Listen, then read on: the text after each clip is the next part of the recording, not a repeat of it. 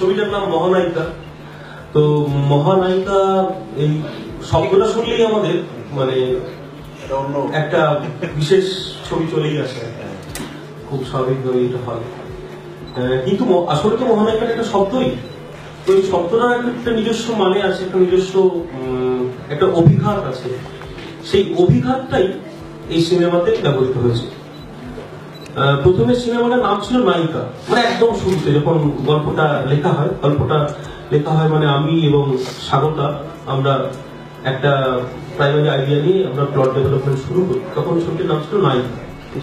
তারপরে ডেভেলপ হতে হতে এমন একটা জায়গায় গেল, তখন মনে হলো যে না, একটা মেয়ের জীবন নিয়ে আমরা লেখা শুরু করেছিলাম, এটা ছিল একটা সাধারণ মেয়ে, সেখান থেকে সে নায়িকা।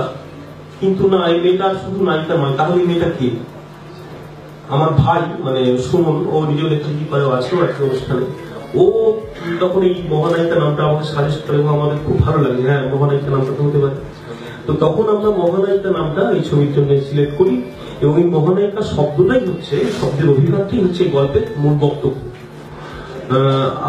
একদম যদি ছোট করে বলি তাহলে এরকম গল্পটা দাঁড়ায় যে, মানে গল্প না, সাবজেক্টটা দাঁড়ায় যে